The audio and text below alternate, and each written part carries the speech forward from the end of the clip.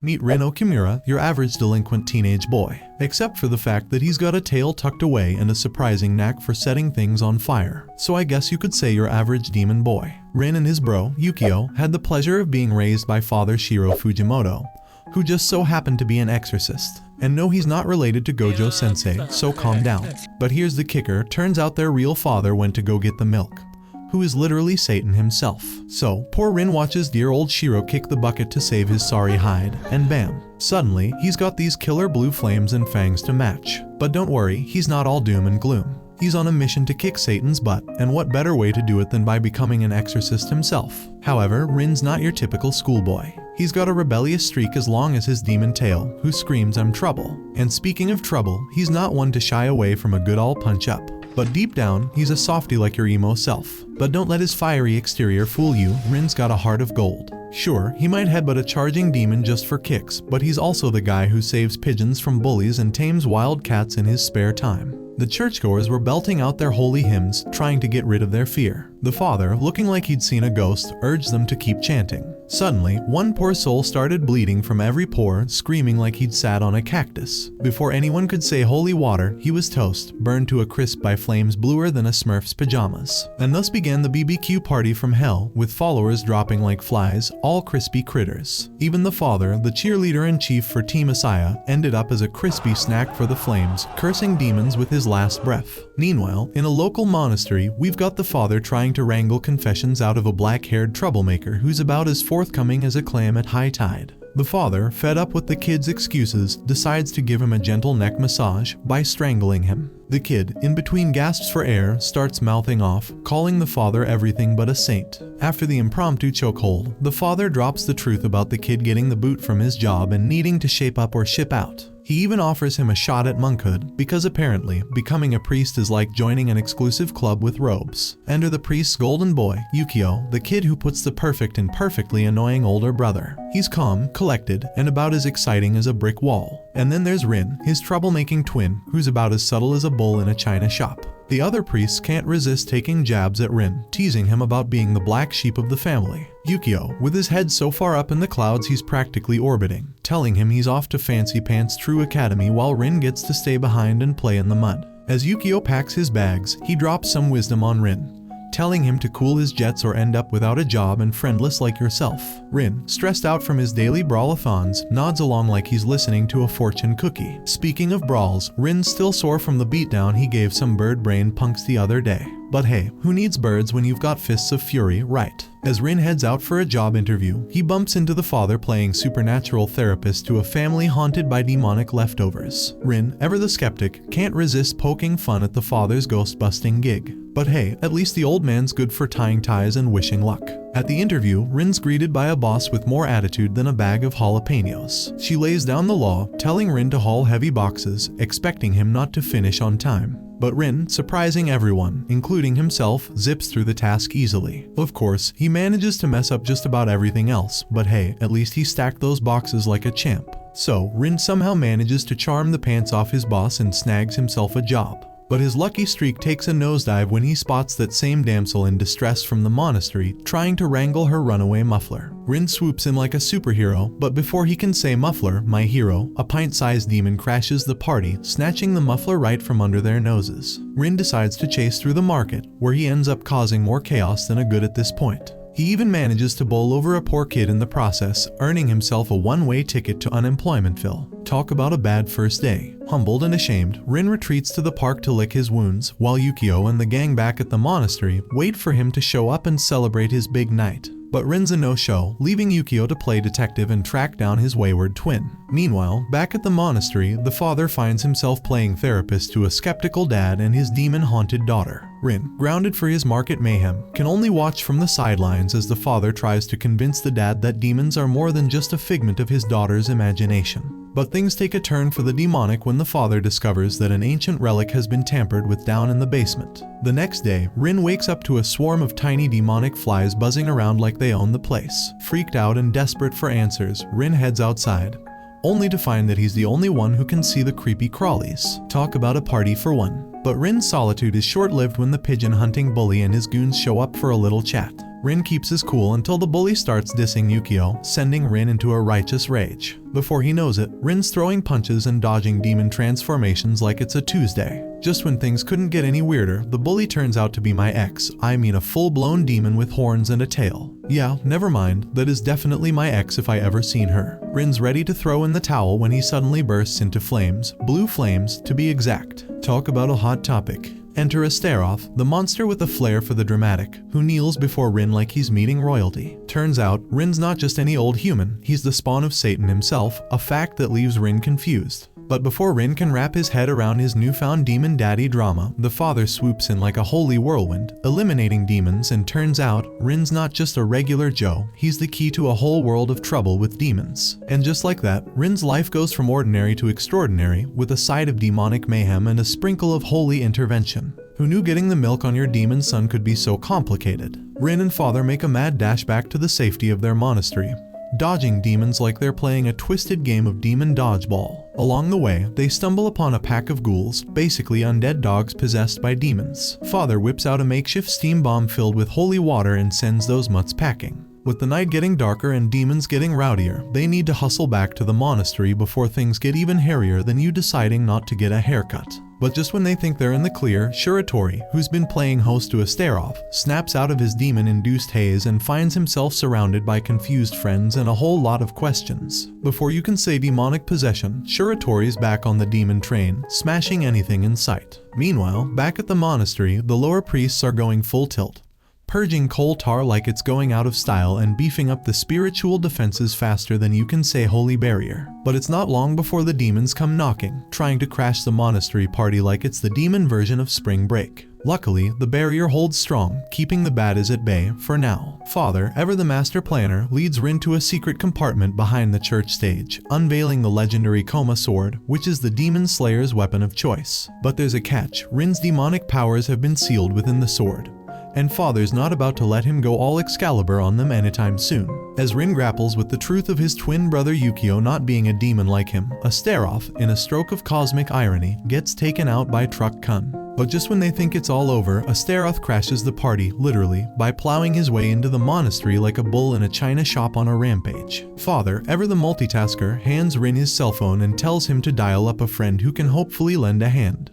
But before Rin can even think about making a break for it, Father shoves him back into the secret compound and slams the door shut, leaving Rin to stew in his newfound demon daddy drama. As Rin's yelling his frustration from underground, the priests gear up for round 2, splashing Astaroth with holy water. But just when they think they've got the upper hand, Astaroth goes full Hulk mode, revealing his true form and making the priests wish they'd stayed in bed. And so, as demons run amok and Father plays phone tag with the forces of good, Rin finds himself trapped underground, grappling with his demons, both literal and metaphorical, while the fate of the monastery hangs in the balance. As Yukio frantically tries to reach Rin and Father, Astaroth goes full boss mode and starts throwing the lower-ranked exorcists around like they're made of feather pillows. But just when things are looking sad, Rin finally emerges from the depths of the basement, where my uncle is probably down there with him.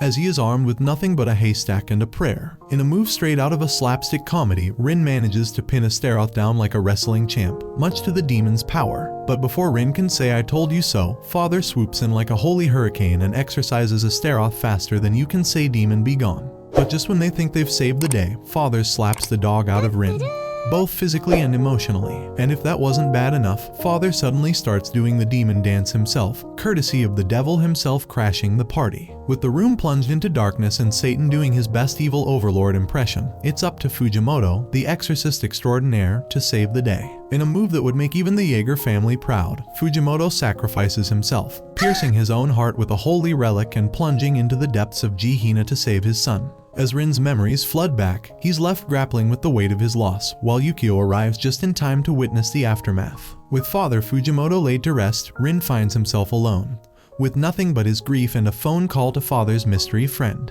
But just when Rin thinks he's all out of options, he's surrounded by a ragtag group of exorcists led by none other than Mephistopheles himself, complete with old-school wizard attire and a flair for the dramatic. As Mephisto lays out Rin's options like a demonic game show host, Rin's left with a choice: join forces with the Exorcist to take down Satan himself or face a fate worse than death. With a heavy heart and a newfound resolve, Rin chooses to stand alongside Mephisto and his merry band of demon slayers, ready to take on whatever Gehenna throws their way. And so, as the sun rises on a new day, Rin sets out on a journey that will test his strength, his resolve, and his ability to keep his lunch down in the face of demonic mayhem. But hey, at least he's got a snazzy new job title, Exorcist Extraordinaire. As Rin bids farewell to the monastery that's been his home for the past 15 years, the only thing on his mind is Yukio's conspicuous silence. Seriously, it's like trying to have a conversation with a brick wall. Rin asks around for Yukio, but it's like trying to find a needle in a haystack, except the needle's wearing glasses and has a bad case of resting study face. Meanwhile, Yukio's off having a heartfelt moment at Father's grave, probably contemplating the mysteries of the universe or something equally dramatic. Back on the sidewalk, Rin's waiting for Mephisto like a kid waiting for Christmas morning, when suddenly a pink limo pulls up like something out of a princess fairy tale. And who should emerge but Mephisto himself, looking snazzier than a peacock in a tuxedo. Mephisto drops the truth that Rin's been admitted to True Cross Academy, and just like that, Rin's officially a student. But before Rin can wrap his head around his new academic status, Yukio shows up with a smile plastered on his face, thanking Mephisto like they're old chums. With a mix of confusion and relief, Rin finally asks Yukio where the heck he's been all morning.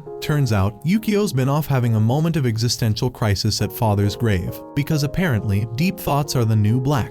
As they cruise toward True Cross Academy, Rin can't shake the feeling that there's something off about Yukio's newfound serenity. But before he can delve deeper into Yukio's newfound zen, they arrive at the academy, and Rin's whisked away to change into his snazzy new uniform. But Rin's mind is still reeling from Yukio's silence, especially when he hears Yukio's name announced as the top scorer and first-year representative. Talk about a plot twist. As girls flock to Yukio like seagulls to a beach picnic, Rin's left feeling like a third wheel at a unicycle convention. But hey, at least he's got a front row seat to the Yukio fan club. As they tour the opulent halls of the academy, Rin can't help but feel like a fish out of water, or more like a demon in a sea of holy water. But just when he thinks things can't get any weirder, he stumbles upon a tiny dog that morphs into none other than Mephisto himself. Talk about a canine chameleon. Mephisto hands Rin a key to the Cram school, where Rin will train to become a page, all while keeping his demonic lineage under wraps. But before Rin can wrap his head around his new secret identity, Mephisto jumps off a bridge like he's auditioning for a stunt double in an action movie. And just like that, Rin finds himself in Cram school, surrounded by fellow Exorcist trainees, including some poor souls who have yet to receive their demon touch baptism. Rin, being the demon prince he is, skips that part like a boss. But just when Rin thinks things can't possibly get any weirder, in walks Yukio, the man of the hour, as their instructor for anti-demon pharmaceutics. Rin's emotions bubble over like a pot of ramen on high heat, and he can't help but start yelling at Yukio. As Yukio continues his impressive introduction,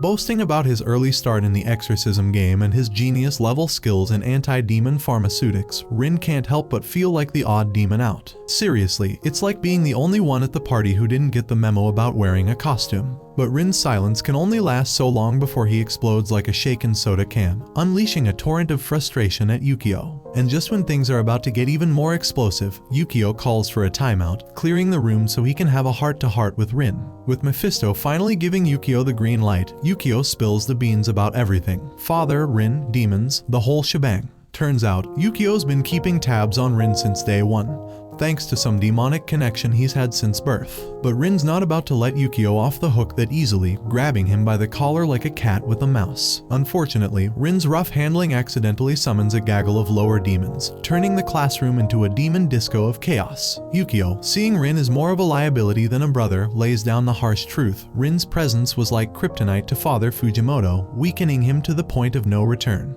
And as much as Yukio wants to play nice, he's not about to let Rin off the hook for Father's demise. But Rin's not about to take Yukio's accusations lying down, finally drawing his sword and charging like a bull in a china shop on a mission. And just when it looks like brotherly love is about to turn into brotherly battle royale, Rin surprises everyone by slicing through a massive homo-goblin that was about to pounce on Yukio. With the dust settled and the demons vanquished, Rin reveals his true motivation for becoming an exorcist, to protect those he cares about and prevent any more bloodshed. And surprisingly, Yukio seems to share the same sentiment, finally understanding his brother's plight. With the class in shock and the room resembling a war zone, Yukio arranges for Rin to bunk with him under the guise of keeping an eye on him. But deep down, maybe, just maybe, there's a glimmer of brotherly understanding amidst the chaos. Rin's all teary-eyed after reading a particularly heart-wrenching manga, but before he can reach for another tissue, Yukio swoops in like a manga-stealing ninja, snatching the book away before Rin can turn it into a soggy mess. As Rin tries to wipe away his tears, Yukio casually asks if he's taken a look at the study material he handed over earlier. But when Rin flips through the books and realizes they're about as challenging as a game of tic-tac-toe, he can't help but wonder if Yukio thinks he's as sharp as a butter knife. Yukio, ever the pragmatist, explains that starting with the basics will help Rin get a handle on exorcism fundamentals. But Rin's not convinced, feeling more like a remedial student than a future demon slayer. But when Yukio mentions heading out for some practical exorcism work at the supply shop, Rin's suddenly wide awake and raring to go. However, Yukio lays down the law. Rin's only there to observe, no demon slaying heroics allowed.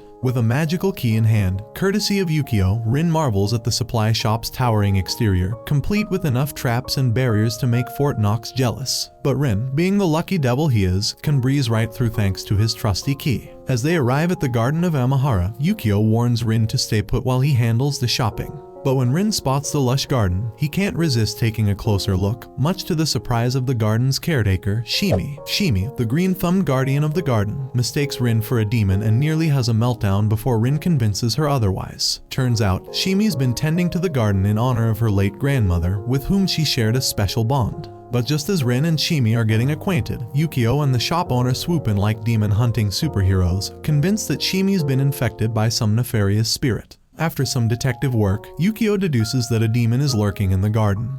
But Shimi's not about to let her precious plants become demon fodder without a fight. As Rin tries to lend a hand, he accidentally goes full Godzilla on Shimi's beloved garden, sending her into a frenzy of despair. But as Shimi opens up about her guilt over her grandmother's death, Rin realizes there's more to this garden than meets the eye. With a determined glint in his eye, Rin decides it's time to snap Shimi out of her garden-induced funk. But as he tries to comfort her, Shimi's tears flow like a leaky faucet, threatening to flood the garden. Just when Rin thinks he's making progress, Yukio crashes the pity party like the ultimate buzzkill, armed with the knowledge of the demon lurking in Shimi's midst. As Yukio gears up to exorcise the pesky demon, it decides to play dirty, using Shimi as a human shield. Talk about a demonic party foul. But Rin's not about to let his newfound friend become Demon Chow, drawing his sword like a knight in shining armor. Unfortunately, his swordplay is about as effective as a plastic butter knife against a steak. With the demon playing keep away and Rin swinging his sword like a blindfolded pinata hitter, Yukio steps in like a boss, pointing his gun at the demon with all the finesse of a cowboy in a showdown. And just when the demon thinks Yukio's all bark and no bite, Yukio proves he's not afraid to pull the trigger, sending the demon packing faster than you can say exorcism. Please. With Shimi safe in Yukio's arms and the demon banished to the demon doghouse, Rin finishes the job like a seasoned pro, sending the demon packing with a well-placed swing of his sword. As the roots binding Shimi's legs disappear like a bad dream, she's free to walk once more, much to her relief and her mother's delight. And just when Rin thinks the drama's over, Yukio pulls out a vitamin capsule and shoots Shimi like she's the star of a bizarre medical drama. But hey, at least it didn't hurt. The next day, Shimi joins Rin as his newest classmate, fueled by a crush on Yukio and a newfound desire to become the next big thing in exorcism. Because nothing says romance like battling demons and saving the world, right? In Rin's fantasy world, he's the hero of the hour, basking in the adoration of his classmates for his gallant demon-slaying exploits. But just as he's about to feast on imaginary sukiyaki, reality rudely interrupts in the form of the bald instructor, shattering Rin's dreams like a wrecking ball through a china shop. Suguru, the resident skeptic, scoffs at Rin's daydreams, convinced he's more of a liability than a hero. Meanwhile, Rin can't help but admire Suguru's cool demeanor and snazzy attire, itching for a chance to challenge him to a duel, while still lost in his reverie, of course. But Rin's habit of dozing off in class hits a nerve with Suguru,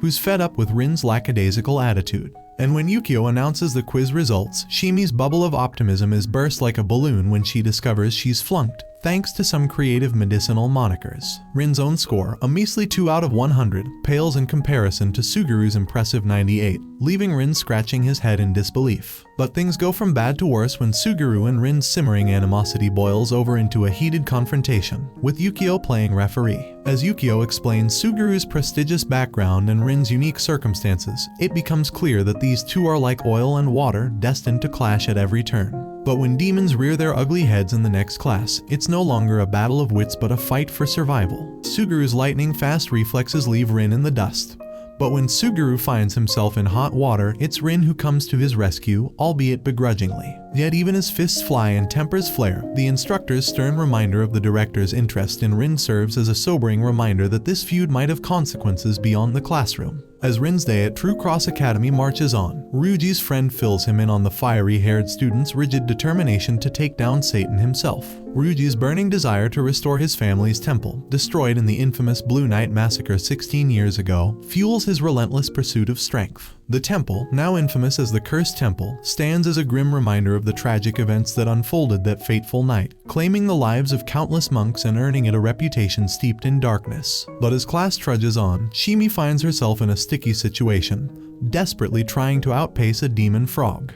Just as the instructor is about to dive into a lesson on Reaper demons, a timely call from his wife cuts the class short, leaving Rin and Suguro to pick up where they left off. With Suguro still itching for a showdown to prove himself worthy of True Cross Academy, Rin's refusal only stokes the fires of Suguro's resentment, reminding him of the rejection he and his father faced in their cursed village. It's then that Ryuji, driven by a desire to prove himself and his lineage, leaps into the fray, determined to confront the Reaper demon head-on. But when the Reaper's deadly scythe comes swinging, it's Rin who throws himself into harm's way, revealing his true demonic form and sending the Reaper packing. As Ryuji's reckless bravery earns him a scolding from Rin, the demon world is thrown into disarray by the news of Satan's offspring roaming Asaya. In the midst of the chaos, King Aman, ruler of the earth, pays a visit to his brother Mephisto, seeking reassurance in the face of this newfound threat. With Jihina on edge and Rin's true identity exposed, Mephisto enlists Aman's help in keeping the peace, banking on Rin's gradual growth and the stability he provides as the youngest brother under Mephisto's watchful eye. And so, as the gears of destiny continue to turn, Rin and his classmates find themselves caught in the fire of a battle that spans dimensions, with the fate of both worlds hanging in the balance. Amidst the hustle and bustle of school life, Rin finds himself in a familiar predicament, rushing to grab a quick bite before class. Spotting Yukio in the cafeteria, Rin can't help but vent his frustration at not being woken up earlier. Despite Yukio's attempts to rouse him from his slumber, Rin's stubborn sleepiness prevailed. In a hurried frenzy, Rin devours his food before darting off to class. Meanwhile, Yukio's quest for his favorite snack leads to a skirmish with Rin and Ryuji over the last piece. As the two boys tussle over the coveted item, Yukio finds himself accosted by a trio of admirers vying for his attention. Seizing the opportunity for escape, Yukio concocts a clever ruse involving lunch plans with his elder brother, leading Rin to the dining hall under false pretenses. However, Rin's excitement over the diverse array of cuisine quickly gives way to sticker shock when faced with the exorbitant prices. Determined to remedy the situation, Rin and Yukio appeal to Mephisto for a reduction in cafeteria costs, only to be met with a firm refusal. Undeterred, they pivot to the idea of receiving a monthly allowance instead, only to be left flabbergasted by the meager sum offered. With their hopes of affordable meals dashed, Yukio proposes a solution: preparing lunch themselves. Yet, Rin's procrastination results in a late-night cooking session and a hastily frozen meal awaiting them the next day. Their morning routine takes an unexpected turn when Rin accuses Yukio of devouring their entire lunch supply, leading to a perplexing realization: if they're the only residents in the dorm who's been cooking their meals. Venturing into the kitchen, they encounter Mephisto, who reveals the true culinary mastermind behind their meals, Yukabok, a mischievous stove spirit responsible for enhancing the flavor of their food. However, Rin's impulsive decision to gulp down Yukabok's special demon-style oatmeal leaves him regretting his actions and feeling the effects of the potent concoction. The aftermath of the culinary chaos finds Rin and Yukabok knocked out on the kitchen floor, their bellies full from their cooking battle. Meanwhile, Yukio arrives to investigate the commotion, only to find Rin and Yukabok in their food-induced stupor, with Mephisto applauding their efforts. Despite their initial clash, Rin and Yukabok's cooking showdown ends in a tie, forging an unexpected friendship between the fiery demon and the mischievous stove spirit. Together, they join forces to create the ultimate lunch, blending their unique culinary talents. The following day, when the three girls arrive hoping for another taste of Rin's cooking, their harsh comments leave Rin feeling dejected. However, Shimi's arrival with an order prepared by Yukio lifts his spirits. As Shimi enjoys Yukabok's food, jealousy flares among the girls, leading to a destructive rampage in the kitchen. Yukabok, enraged by the destruction of his culinary creations, decides to teach the girls a lesson, prompting Rin and Yukio to intervene. Rin, understanding Yukabok's sentiments, prevents further escalation, while Yukio is left to bear the consequences of eating too much food. With Yukio sidelined due to a stomach ache, Mephisto grants him 2 days of rest, while Rin prepares something special to cheer him up. As Shimi trudges her way to the academy, her mind drifts back to that cringeworthy moment when Rin disowned her as a friend in front of Ryuji and his posse, leaving poor Shimi emotionally bruised. Arriving at the Cram school, she spots Kamiki and Paku, and in her haste to greet them, Shimi's feet betray her, leading to a graceful tumble in her flowing dress. Kamiki, with a smirk worthy of an award, decides to play the ultimate ignore game, while Paku, bless her soul, stays behind to check on Shimi's well-being. Suddenly, like a wild whirlwind of confusion, Rin pops up behind her, questioning her sudden gravitational attraction to the floor. Shimi brushes herself off and exits for class, silently vowing to rely less on Rin and forge her own friendships. In class, Yukio tells about the upcoming Exquire authorization exams, scheduled conveniently before summer break. Rin, clueless as ever, turns to Shimi for an Exorcism 101 crash course. She patiently explains that becoming an exorcist requires passing the Exquire exam, followed by specialized combat training. The impending week-long boot camp is designed to whip the candidates into shape for said exams. Yukio distributes the dreaded forms, leaving Rin scratching his head in confusion. Cue Ryuji's disbelief at Rin's lack of ambition. Enter Shima and his trusty sidekick, offering Rin a lifeline by guiding him through the form-filling ordeal. Rin's cluelessness reaches new heights when it comes to selecting a title, but Bond swoops in, dubbing him knight for his sword-wielding heroics. Yukio, on the other hand, boasts the impressive titles of doctor and dragoon, leaving Shimi to marvel at her friend's camaraderie while silently vowing to stop playing second fiddle. Meanwhile, in another riveting class session, an instructor demonstrates the art of demon summoning. Cue the dramatic circle drawing with chalk and the strict warning against circle disruption, because, you know, magic. The ritual calls for the summoner's blood and a catchy invocation. Demon Neberus makes a grand entrance, setting the stage for the students to flex their summoning muscles. Kamiki kicks things off with some impressive fox spirits, leaving Shimi and the gang duly impressed. However, the rest of the class falls short, except for our heroine, who somehow manages to summon an adorable infant greenman. Shimi's triumphant moment is sealed as she successfully tames her leafy companion, proving once and for all that she's more than just a wallflower. As the class disperses, the instructor drops tells that tamers capable of befriending demons are as rare as a spoting my dad who got the milk. Post-class, Shimi musters up the courage to extend an olive branch to Kamiki, hoping to forge a friendship. But Kamiki's commitment to the art of ignoring reaches Olympic levels until, finally, she explodes like a shaken soda can, accepting Shimi's offer amidst a flurry of exasperation. What follows is a bizarre twist as Kamiki morphs into a mini tyrant, appointing Shimi as her personal pack mule. Rin, perplexed by the sudden role reversal, watches in disbelief as Shimi's newfound friendship resembles more of a master-servant dynamic. Outside the dorms, Yukio administers a pop quiz, reminding everyone of the ungodly hour they must rise. Rin, in desperate need of a breather, steps out for some fresh air, while Yukio issues the pre-dawn wake-up call. Meanwhile, Kamiki, Paku, and Shimi head for a bath, only to be interrupted by Shima's sleazy proposition to peek at the bathing beauties. Ryuji swiftly shuts down Shima's lecherous fantasies, but not before Shima attempts to corrupt Yukio with his devious plan. As Shimi obediently follows Kamiki, she's unceremoniously halted at the bathhouse door, deemed unworthy to witness Kamiki's naked glory. Instead, she's tasked with fetching fruit milk, a far cry from the glamorous life of a friend. Rin, fed up with Kamiki's exploitation of Shimi, intervenes, offering a reality check that Shimi seems allergic to. Meanwhile, Kamiki and Paku have a heart-to-heart, reminiscing about their past struggles and Paku's contemplation of dropping out due to academic woes and battlefield fears. Their conversation takes a sharp turn when a demon ambushes them, leaving Paku wounded and Kamiki frantically summoning Inari's goddesses with all the confidence of a kitten facing a mouse. Rin, unable to stand idly by, leaps into action, protecting Kamiki from her own botched summoning. Shimi arrives on the scene, administering first aid like a pro with the help of her leafy sidekick, while Rin squares off against the demon. Just when it seems like curtains for Rin, Yukio swoops in with impeccable timing, banishing the demon with a single shot. Praised for her quick thinking, Shimi watches as Rin comforts a tearful Kamiki, offering his shirt as a makeshift tissue. The demon, revealed to be the instructor with a penchant for summoning tutorials, slinks back to its master, leaving the group to pick up the pieces of their eventful day. Haunted by Paku's confession and her embarrassing summoning debacle, Kamiki finds herself tossing and turning in the wee hours, courtesy of a nightmare straight out of a horror flick. The next day, she musters the courage to return Rin's borrowed shirt.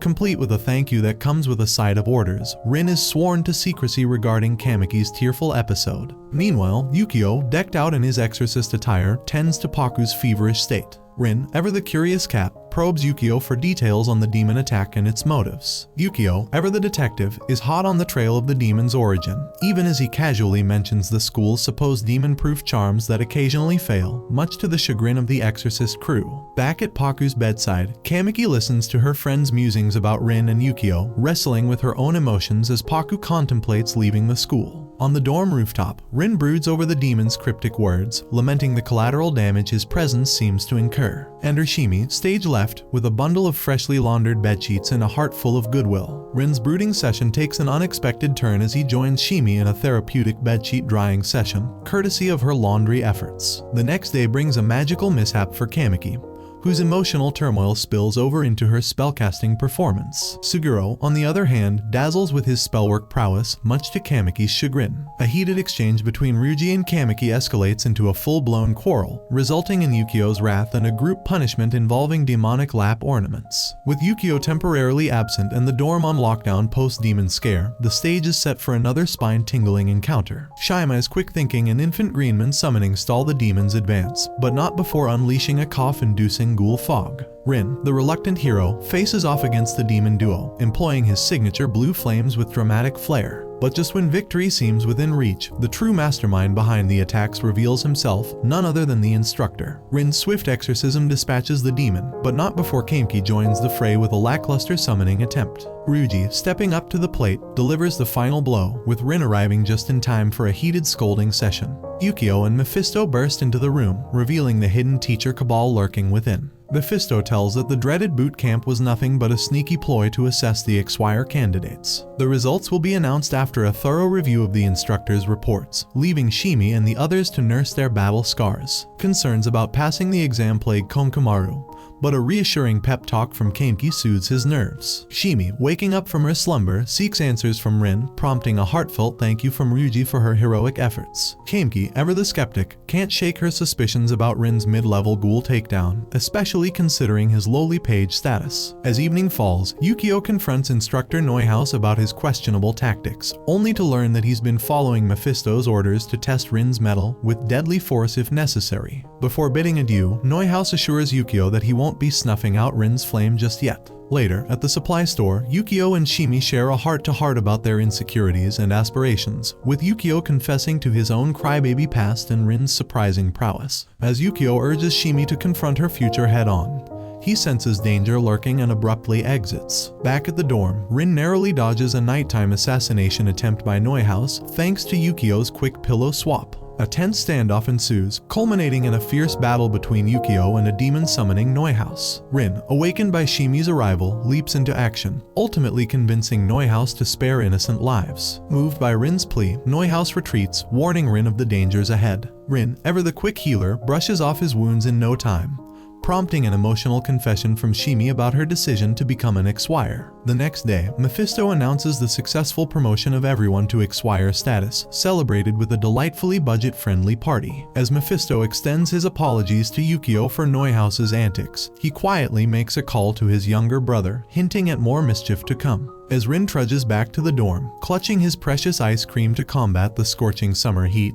he can't help but grumble about the lack of air conditioning in their supposedly swanky school. Meanwhile, in the security room, the guards, in their casual banter, accidentally spill the beans to Kuro the Black Cat about something that could spell big trouble. Upon entering the dorm, Rin is greeted by the sight of Yukio buried in his books, the epitome of studiousness. Deciding to join the scholarly party, Rin plops down at his desk, ready to tackle the daunting task of studying, or so he claims. In a hilarious twist, Rin's complaints about the summer heat lead to a discussion about their positions within the Exorcist hierarchy. Rin, ever ambitious, sets his sights on the coveted title of Paladin, only to be met with Yukio's stern admonition about his over-reliance on his demonic powers. Their sibling squabble takes a chaotic turn when Rin accidentally breaks Yukio's glasses, prompting a fit of laughter from the mischievous demon spawn. Needless to say, Yukio is less than amused. Just as tensions reach a boiling point, Yukio receives a cryptic call and dashes off, with Rin hot on his heels despite protests to the contrary. Arriving at the scene, they find Kuro the Black Cat in a state of frenzy, his telepathic cries echoing in Rin's ears. The revelation of Father Fujimoto's passing sends shockwaves through the group, as they realize the true extent of Kuro's anguish. Yukio, armed with knowledge about Kuro's demon origins, springs into action,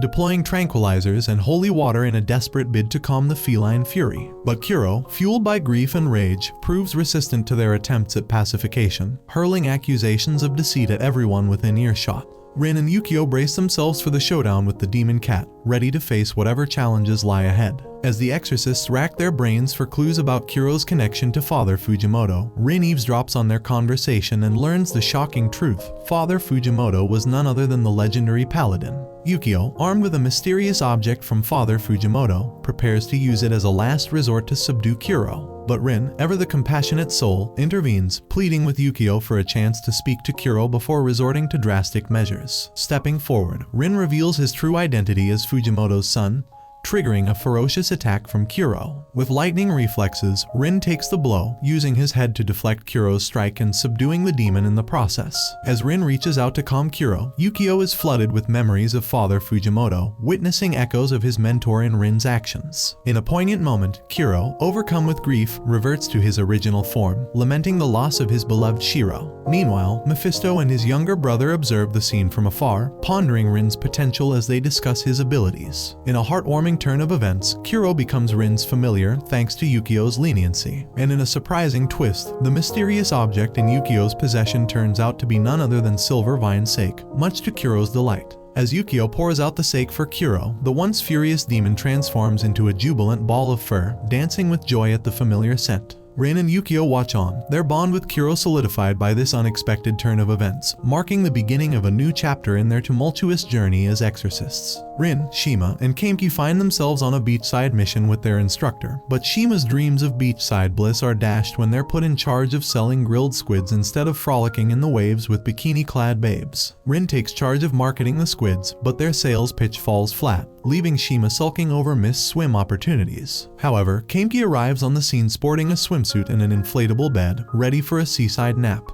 Her relaxation is short-lived when a leg cramp sends her into a panic, only to be rescued by a well-meaning but misunderstood boy. Their misunderstanding escalates into a comedic quarrel, with Kameki mistaking the boy's attempts at CPR for a nefarious kiss attempt. As the commotion draws a crowd, Rin, Shima, and Kameki stumble upon a shocking sight. A portion of the sea has turned black, signaling the arrival of a legendary demon, the Karakin.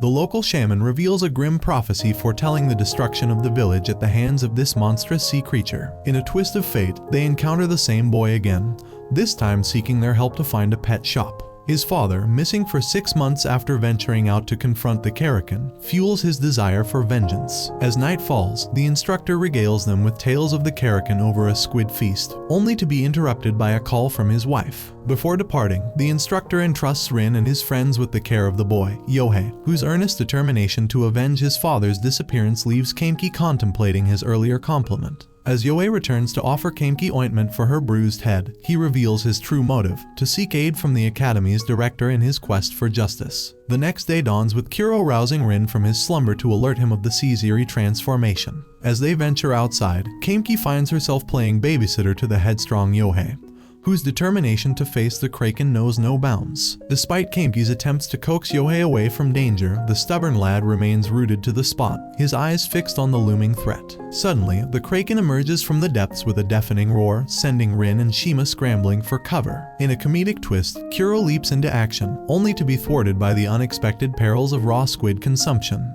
Undeterred, Kameki attempts to summon her Inari goddesses, but her efforts are foiled by the fading magic circle. As the Kraken bears down on them, Yohei takes matters into his own hands, launching a reckless assault from his boat with sniper arrows. Rin leaps into action to save the impetuous youth, but Yohei remains undaunted, plunging into the fray headfirst. Just when all seems lost, Yohei's father appears on a makeshift survival boat, revealing that the Kraken guided him safely back to the village. With the threat neutralized, the group breathes a collective sigh of relief. As night falls and peace is restored, the instructor dispels any lingering fears by assuring the students that the Kraken poses no danger. Yohei rejoices in his father's return, while Rin and his friends prepare to return to the academy. Before parting ways, Yohei presents them with a parting gift, his faithful canine companion. In a surprising turn of events, Yohei Yohei cheekily compares his dog's eyebrows to Kameki's, leaving her stunned and speechless. With laughter echoing in the air, Rin and his friends bid farewell to Yohei and his furry friend. Their adventure at an end, but their bonds strengthened by the trials they've overcome. Mephisto perused Amusement's collection of Japanese cultural treasures, marveling at Japan's rich diversity despite its petite stature. Suddenly, his eyes landed on a yukata adorned with the infamous Honey sisters, and he snatched it faster than a ninja on caffeine. Donning the yukata and a comically long-nosed mask, Mephisto indulged in his samurai daydreams. As Mephisto drifted into his fantasy, Aman broke the reverie with a curious inquiry about Rin.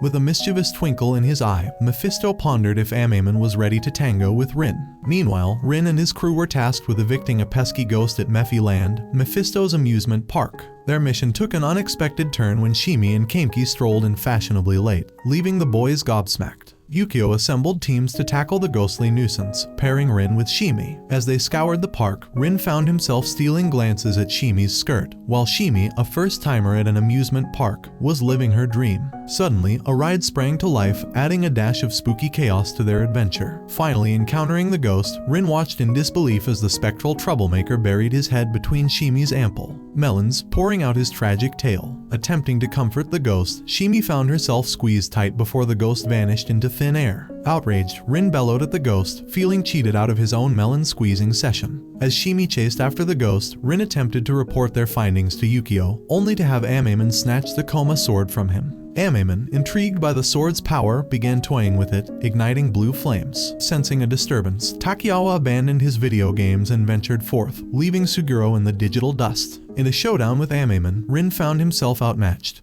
and the amusement park erupted into a whirlwind of chaos as the rides went haywire. Aman effortlessly knocked Rin to the ground and delivered a pummeling, pondering his family's inexplicable fixation on Rin. In a last-ditch effort, Rin unleashed his blue flames, clearing a path to rescue Shimi as the park trembled. Just as Aman prepared to deliver the final blow, Takegawa leaped into action, conjuring a sword from his chest. Defeated, Aman beat a hasty retreat, returning the Koma sword to Rin. Fuming over his defeat, Rin faced Yukio and Shimi's inquiries, only to be joined by the unexpected arrival of Yamada, who berated Yukio for his laziness. With a dramatic flourish, Yamada unveiled her assets, clad in a minuscule bra, and introduced herself as Senior Exorcist First Class Shura Kirigakure.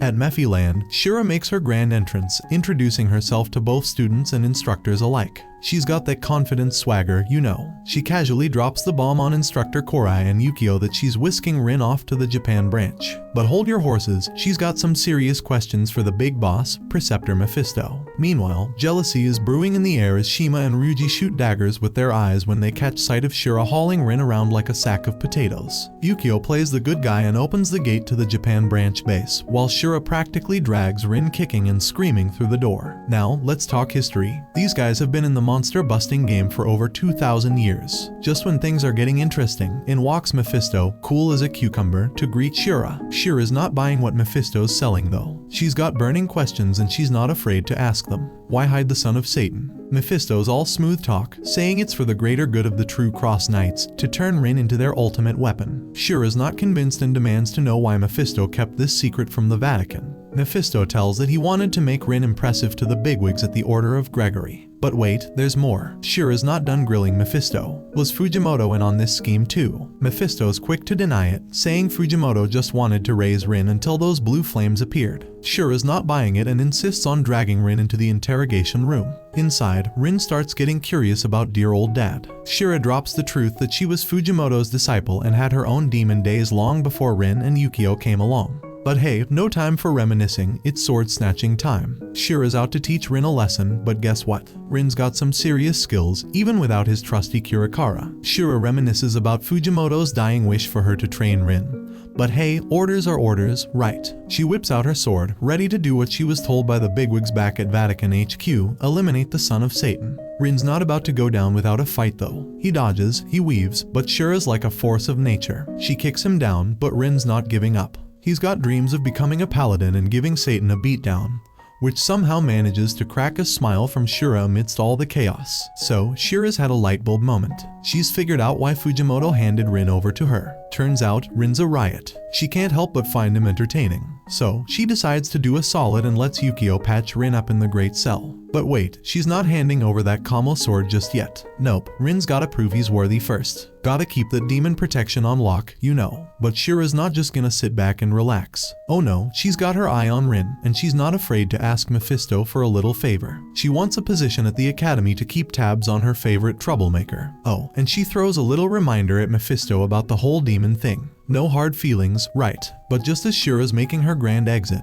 who should show up but Aman himself? Mephisto's trying to keep his cool, but inside, he's probably brewing up a storm. There's gonna be some serious talk about this little surprise visit later. Now, let's dive into Rin's past. This kid was a handful, always causing chaos at school. One time, he even broke a few of Fujimoto's ribs when dear old dad tried to calm him down. But hey, Rin's got big dreams. He wants to be as cool as his old man. Fast forward to the next day. Shura struts into the Cram school like she owns the place. The other students are scratching their heads wondering why one of their classmates is suddenly their instructor. And then, in walks Rin, fashionably late as always, only to be greeted by the sight of Shura at the head of the class. Rin and the gang have survived their first semester, but there's no rest for the wicked. While everyone else jets off home for the summer break, the Exquires are stuck at a field drill masquerading as a training camp in the forest, led by the dynamic duo of Yukio and Shura. They arrive at the camping site, and Yukio wastes no time dropping some truth bombs about the forest. By day, it's all peace and tranquility, but come nightfall, it's Demon City. So, they gotta hustle and set up camp before the sun dips below the horizon. Boys get tasked with tent duty and fire building, while the girls are on magic circle duty and dinner duty.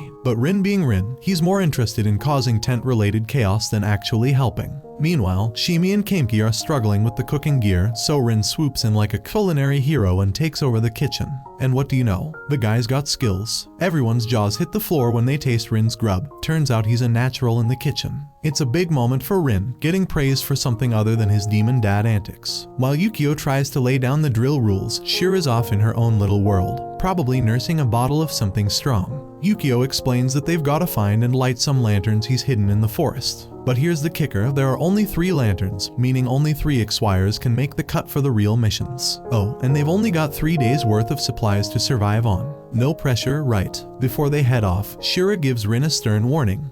No blue flames allowed. If word gets out about Rin's true identity, she'll have to rat him out to the higher-ups. With that ominous message hanging in the air, the students scatter into the forest, each on a mission to find those elusive lanterns and secure their spot in the big leagues. Let the games begin. Let's dive into the chaos. As the gang gets swarmed by demon moths, Rin hears Shimi's cry for help and dashes to her side like a true hero. But in his rush, he accidentally lets loose his signature blue flames, catching Ryuji's attention as he arrives on the scene. Ryuji, oblivious to Rin's little blue flames slip up, asks if Shimi's okay. Shimi's in tears as she realizes her magic circle, summoning her trusty Greenman, has been torn to shreds. But Ryuji's the voice of reason, soothing her fears and assuring her she can summon it again with a fresh circle. Just as things start to settle, Shima comes charging in, ready to throw down. Rin jumps into action, defending against the attack as Ryuji schools Shima on the finer points of demon dodging, like turning off your darn flashlight, which is basically a bug beacon. Meanwhile, Mephisto and Amument are up in the sky, probably snacking on popcorn as they watch the chaos unfold below. Konkomaru hits the jackpot and finds one of the elusive lanterns, shooting out a text to Ryuji and Shima for backup.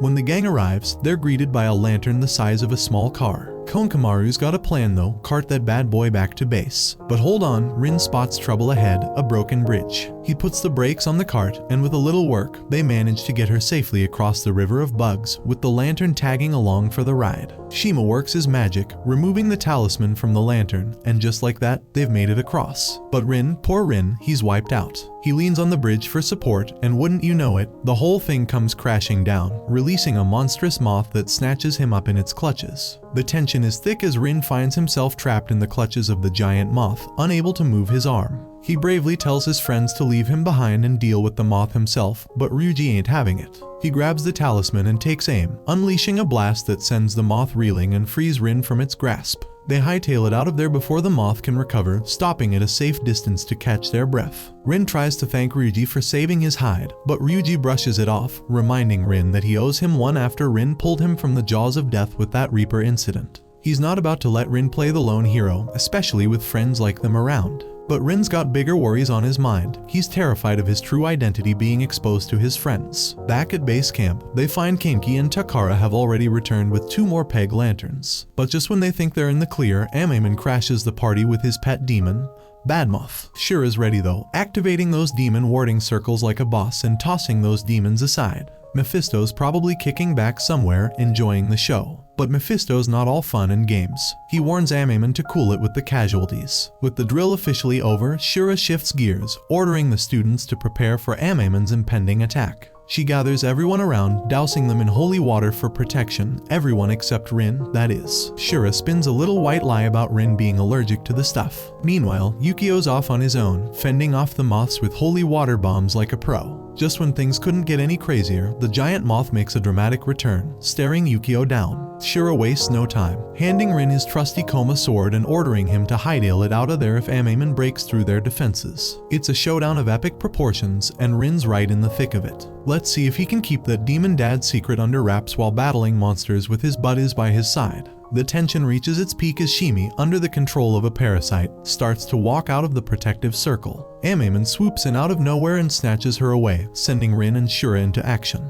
Rin, fueled by rage, leaps out of the circle followed by Shura, determined to rescue their friend. But Aman isn't playing nice. He stops at a distance, taunting Rin as he tries to kiss Shimi, sending Rin into a fury. Rin launches an attack, but Aman effortlessly tosses him aside like a ragdoll. Ryuji, Shima, and Konkomaru join the fray, stepping out of the circle to lend a hand. Rin finds himself knocked down, facing off against Aman, who threatens to harm Shimi. But just when things look bleak, Ryuji, Shimi, and Konkomaru unleash a barrage of fireworks at Aman, turning his hair into a broccoli-like mess. Shima can't help but laugh at the sight, earning him Aman's wrath. In the chaos, Aman breaks Konkomaru's arm and moves to choke Ryuji. Ryuji finally decides enough is enough and draws his sword, with Yukio arriving just in time to try and stop Rin from doing the same. But it's too late. Rin's already locked in combat with Aman, their clash echoing through the forest. As Mephisto watches from above, Rin starts to gain the upper hand, pushing Aman to his limits. But just when it seems victory is within reach, Mephisto intervenes, attempting to send Aman back to Gehenna using a clock. Rin, unwilling to let Aman escape, slices the clock in two, his blue flames raging out of control. The Koma sword, already on the brink of breaking, trembles in Rin's grasp as he becomes consumed by his demonic power. It's a battle of wills, with the fate of Shimi and the Exquires hanging in the balance. As the dust settles, Mephisto, ever the master manipulator, praises Rin for displaying even greater power than he had anticipated. Rin, still reeling from his outburst, attempts to attack Mephisto, but the demon effortlessly dodges his blows, unfazed. Meanwhile, Aman is making a break for it, while Yukio and Shura usher the students to safety. Rin finds himself thrown towards Yukio and Shura, and as Shimi catches sight of him, she rushes forward and embraces him, calming him down at last. But their moment of respite is short-lived as Arthur August Angel, the paladin, arrives on the scene. He questions Shura about her duty to cover up Fujimoto's actions and whether she's in cahoots with Mephisto, or aiming to fulfill Fujimoto's last wish. Before they can get answers, Arthur receives orders to present Mephisto and Rin before the order, with Shura as a witness. Yukio insists on accompanying them, but Mephisto tasks him with a different mission, recovering the damaged Kurikara and looking after the Cram school. With Yukio armed with the Kurikara, Mephisto and Arthur depart for the hearing. The hearing kicks off with the order questioning Mephisto about Rin's true identity, which he confirms without hesitation. Meanwhile, Yukio shocks the students by revealing Rin's demon heritage during his own examination, though strangely, he appears to be just a regular human. Mephisto calmly admits to sealing Rin's powers and demon heart with the Koma sword, while Shimi anxiously questions Yukio about Rin's fate. Yukio grimly explains that depending on the outcome of the hearing, execution is a possibility. If Rin succumbs to his powers, he'll be transformed into a complete demon, unable to live a normal life. Amidst the chaos, Ryuji says that he knows about the Kurikara because it's one of his temple's treasures. Shima suggests seeking help from the Yashakunis, prompting Yukio to turn to Ryuji for assistance. Ryuji agrees to lead them to his village, setting the stage for their next move. As the order demands answers from Mephisto about why he hid the son of Satan,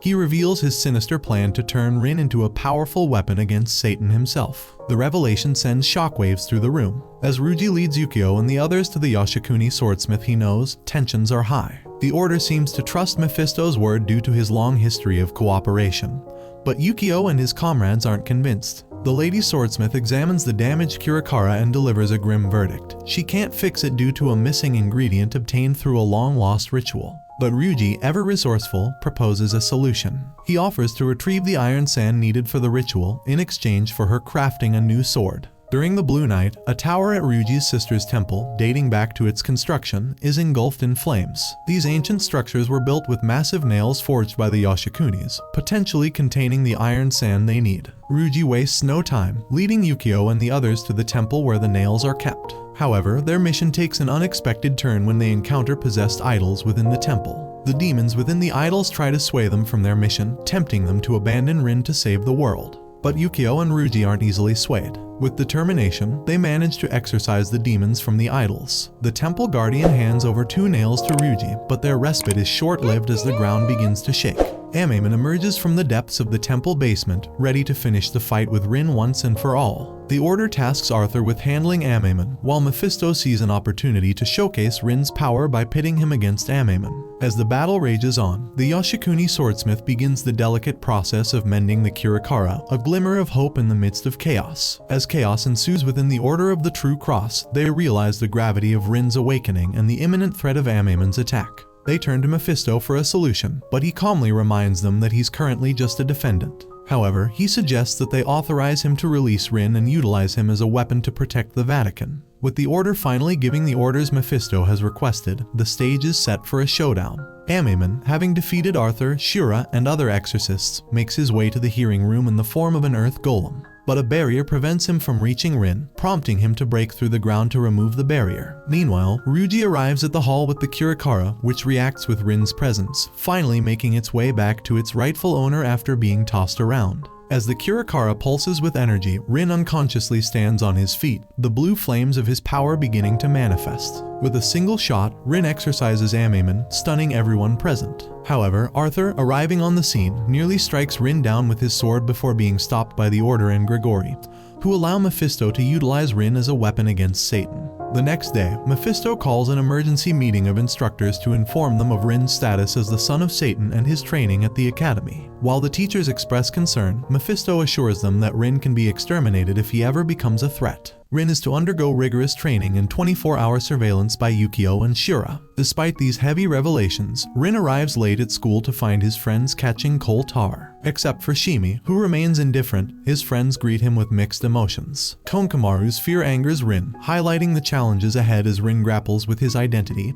and relationships with those around him. As Rin's emotions boil over, he punches the wall, unwittingly releasing a torrent of coal tar that engulfs Shimi. In a frantic effort to save her, Rin envelops Shimi in his blue flames, but to everyone's surprise, they don't burn her. Before Rin can fully process the situation, Ryuji intervenes, rebuking him for his demonic heritage and the devastation caused to Konkamaru's and Shima's families by his father. Yukio arrives and whisks Rin away for special classes, signaling the start of Rin's intense training for the upcoming Exorcist exam. Shima joins Rin in the training room in Kamino, tasking him with lighting candles using his blue flames. It's a grueling process aimed at helping Rin gain control over his powers. Meanwhile, Yukio and Shura engage in extreme training, with Yukio finally reaching his breaking point after Shura's constant taunts. He challenges her to a duel, vowing to stop her from calling him a chicken if he wins. Rin watches in awe as the two instructors push themselves to their limits. However, Rin's own training hits a snag when his frustration boils over, causing him to unleash his blue flames uncontrollably. The flames burn through Shura and Yukio's clothes, revealing their bodies underneath. At night, Konkamaru finds himself on the terrace, contemplating the danger Rin poses. Suddenly, he hears a demonic presence attempting to possess him. Meanwhile, as Rin continues his training, he encounters Kamiki, who suggests that his fear of his own blue flames might be hindering his control. Their conversation is interrupted by an attack from a hawk-like demon, prompting Rin and Kamiki to prepare for battle against this unexpected threat. As Rin attempts to confront the demon with his sword, the creature places its claw on the Kurikara, threatening its integrity. Just in the nick of time, Yukio arrives and fires at the demon, driving it out of the building. With the immediate threat neutralized, Rin and Kamiki set about cleaning up the mess left by the demon's intrusion. Their task is interrupted by the arrival of Ryuji, Shima, and Shimi, who urge Kamiki and Rin to check their phones. Mephisto has issued an emergency summon, calling all exorcists in the region to action. Yukio explains that the demon, identified as Gufu, infiltrated the academy despite the protective barrier maintained by Mephisto, indicating either a breach in the barrier or potential betrayal from within. Mephisto orders investigators to track down Gufu and tasks the Exquires with investigating the integrity of the barrier. Although Rin is eager to join the investigation, Yukio advises him to focus on his training for the time being. Meanwhile, Shima expresses concern about Konkamaru potentially leaving the Cram school after the recent events. However, Ryuji remains steadfast in his belief in Konkamaru's resolve, knowing that Konkamaru has sworn to avenge his parents' deaths. Gufu leaves Konkamaru on the dorm roof, where he is discovered and shot by Yukio. Blaming Konkamaru for his own injury due to a lack of trust, Gufu plants seeds of hatred in Konkamaru's heart toward Rin, intending to manipulate him further. As tensions escalate, Yukio becomes increasingly furious with Rin's lack of seriousness, but he suddenly feels a sharp pain and leaves the room. Rin attempts to join the investigation, but Konkamaru enters the room, unknowingly bringing Gufu with him. Ryuji and Shima rush to Yukio's aid upon hearing a scream, only to find Konkamaru fleeing from Rin, who has transformed into his demon form. Ryuji and Yukio work together to subdue Rin, with Ryuji pinning down Konkamaru to protect him from Rin's unleashed blue flames. Yukio, struggling to contain his own anger, pins Rin to the wall, attempting to calm him down amidst the chaos. Ryuji arrives and delivers a punch to Rin's face, prompting Rin to leave the scene. Meanwhile, Shura and the others are investigating a suspicious van that transports them to another country. Upon arrival, Shura discovers a destroyed laboratory, hinting at dark secrets. Back at the academy, Konkamaru wakes up to find Ryuji by his bedside. He confides in Ryuji about his fear of Rin's existence. But to Ryuji, Rin is simply a powerful individual with questionable intelligence. As Ryuji leaves, Gufu takes over Konkamaru's body, leading Ryuji to urgently contact Yukio. Meanwhile, Rin lies on the roof, unaware of the impending danger. When Gufu-possessed Konkamaru attacks Rin, Shima, Ryuji, and Yukio rush to the scene. Rin finds himself overwhelmed by Konkamaru's assault until Ryuji's fervent pleas snap Konkamaru back to consciousness. In a desperate bid to save his friend, Rin unleashes his blue flames and implores Konkamaru to believe in him. Through Rin's determination, Konkamaru is freed from Gufu's possession, and the demon is exorcised. Overwhelmed with guilt, Konkamaru apologizes to Rin, tears streaming down his face. Yukio reports the incident to Mephisto, who learns about the breach in the barrier, and the discovery of a mysterious lab. Konkamaru, grappling with his emotions, decides to leave the Cram school but encounters Rin at the bus stop.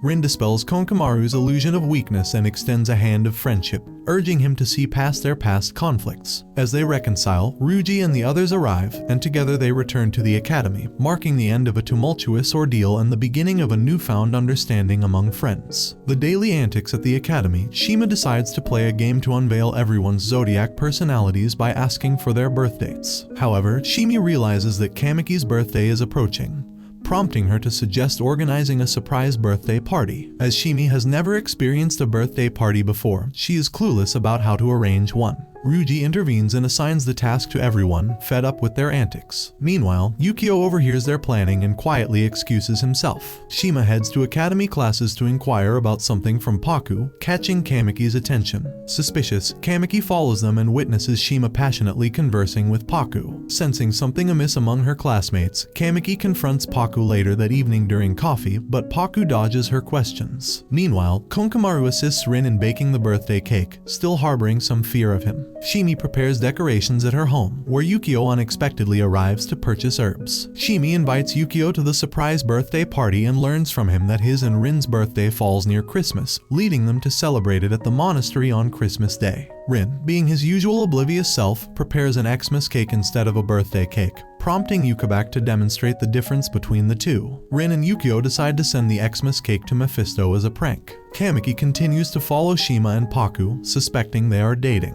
She loses control when she sees them together under an umbrella and confronts Paku, causing Shima to inadvertently spill the beans about the surprise birthday party. Angry at being excluded, Kamiki insists on celebrating all of her classmates' birthdays together. Rin and the others agree, and they decide to enjoy the party together. Rin bakes a birthday cake for everyone, and they all exchange gifts, reveling in the joy of camaraderie. However, Yukio remains skeptical about his and Rin's true birth date, as they have no knowledge of their mother or their real birth date. Amidst the chaos, Yukio receives a distressing phone call about an incident at their monastery. Rin and Yukio immediately rush to the monastery, only to find it covered in thick webs. All the priests are trapped in the webbing, with a message on the wall expressing hatred towards those associated with Satan. Upon the officer's arrival, one of the victims manages to speak briefly, mentioning a masked man as the perpetrator. The web substance, resembling cement, has ensnared the victims, who have only 8 hours to survive. Despite Yukio's attempts to stop him, Rin rushes into the fray and confronts the masked man. However, the masked man seals Rin's coma sword, intent on making him suffer before abruptly departing when Yukio and Shura arrive.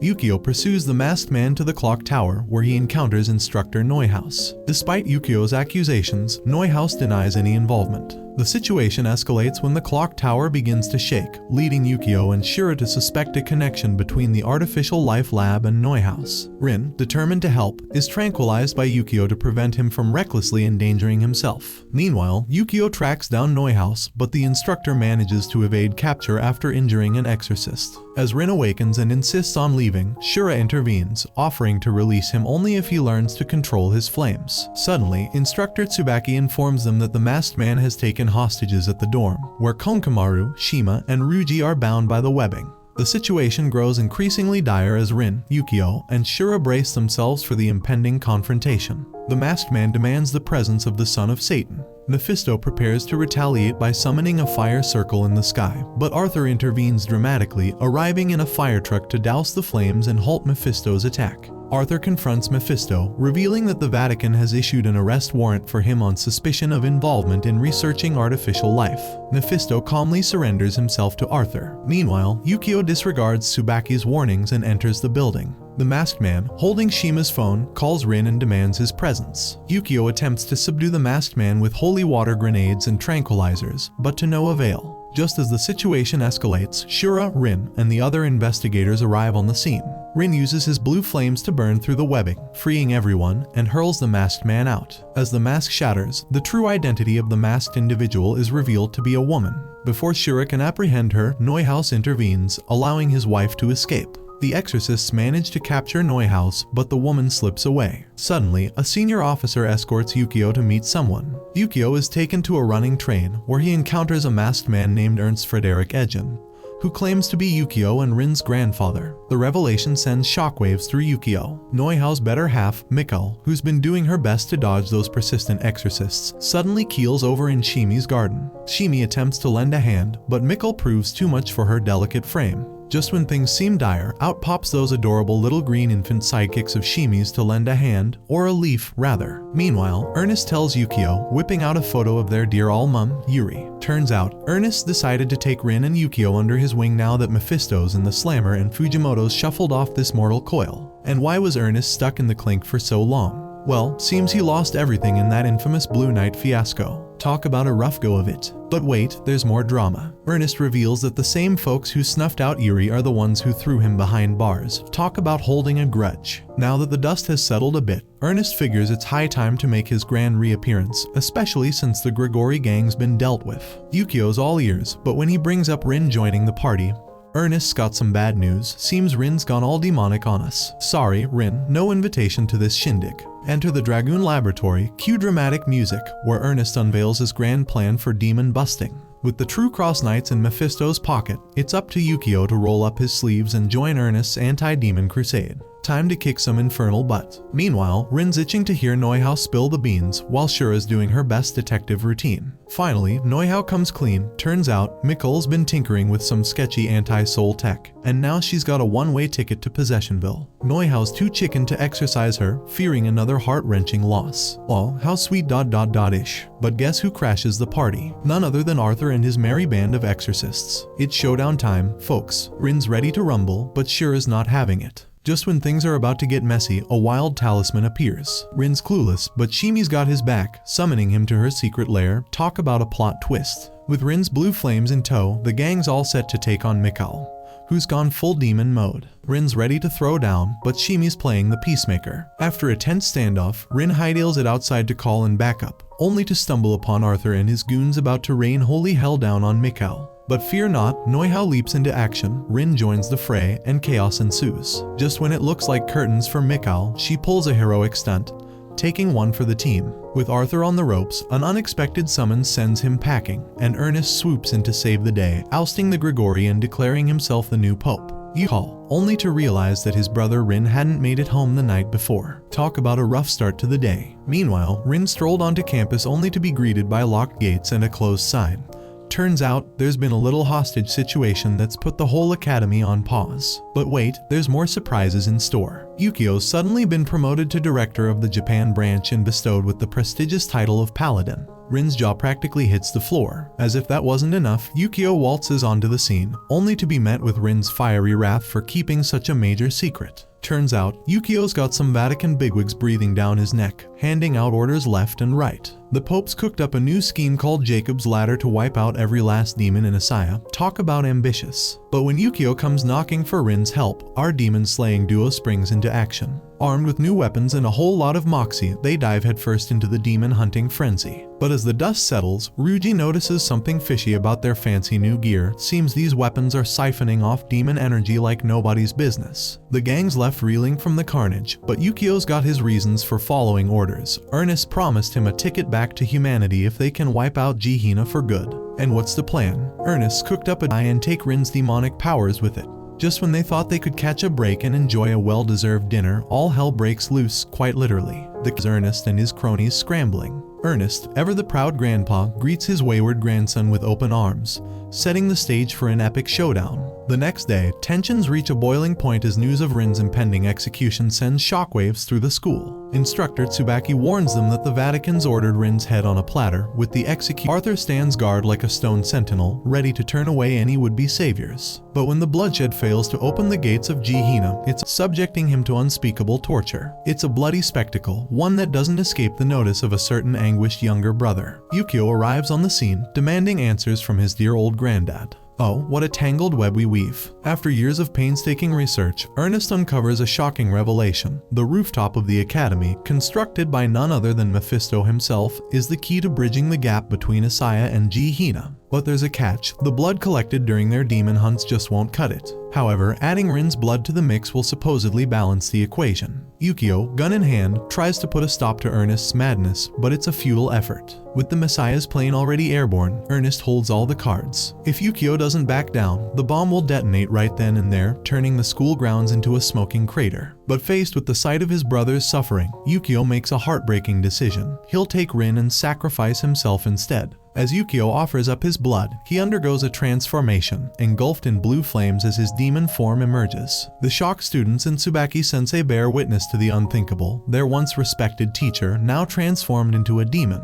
But wait, wasn't Yukio supposed to be immune to Satan's powers? Something doesn't add up. As the gates of Jihina swing open and the Messiah is dropped through, a beam of light pierces the darkness, only to be snuffed out by a swarm of locusts. Suddenly, a voice rings out, echoing with the tone of Fujimoto. It's Satan himself, revealing a truth too painful to bear. 16 years ago, Yuri, their mother, was immune to the blue flames, having carried Satan's offspring. She dreamed of a world where demons and humans could coexist.